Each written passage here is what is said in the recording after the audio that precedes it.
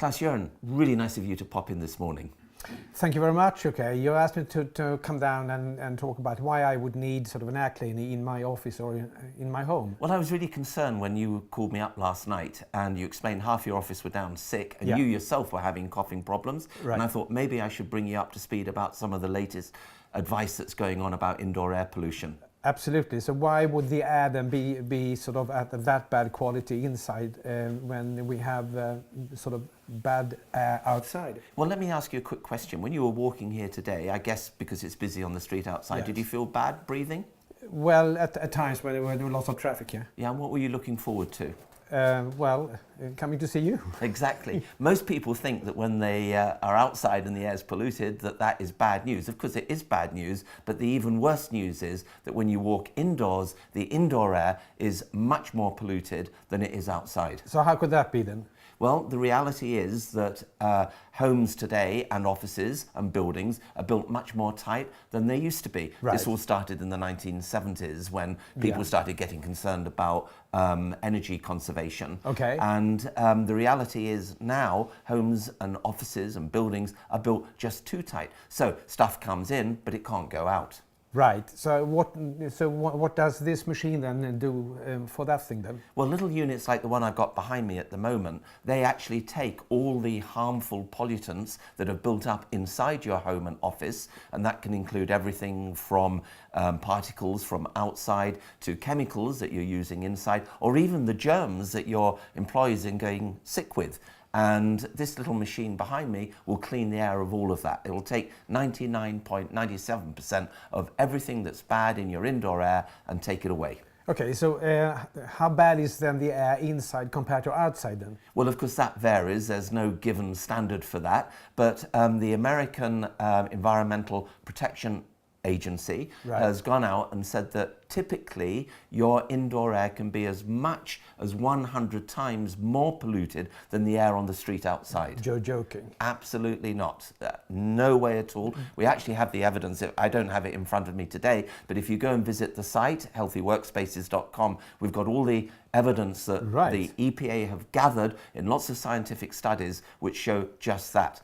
I can also add that the European Union itself has also done similar studies in Dublin. They've done similar studies in Sweden. They've done similar studies in Holland. And all the results point to exactly the same findings. Indoor air is much more polluted than on the street outside. Just give me one figure, okay? What is sort of an acceptable level then?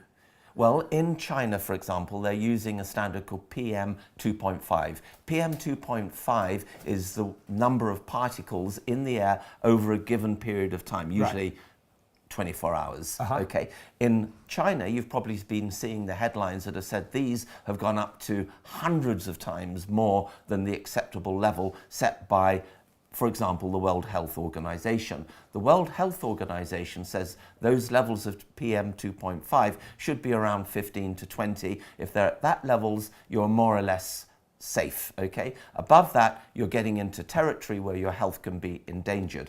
In Beijing and in Shanghai, those levels at times have reached over 900. Okay, so in London then, what is the situation outside and in an office then? Well, that varies quite a lot, but you can actually say that on bad air days in London, the outside levels could be 170.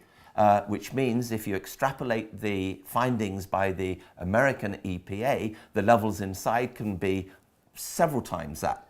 Okay, so if it's that bad, how many sick days then does that sort of generate in Britain then? Well, the Department of Health says that British offices and workers, they lose 140 million sick days a year due to various illnesses, some of which are caused by the quality of the air inside. Okay, so how many of these would you need then in an office then? I have sort of 8 people, okay. Well, this little unit behind me, it depends on the size of your office, obviously. This little unit behind me will clean up to about 36 square meters of air. So the larger unit would probably clean up to 64 square meters. So that's more or less the size of a large office. 200 square meters, so that's basically 3 machines then? Exactly, yeah. Right, kids then, and that is and elderly people? Well, this is the most worrying thing, of course, actually, is that the tighter you build your homes, the less moisture you're getting inside them, which means that all the particles that are gathering inside your home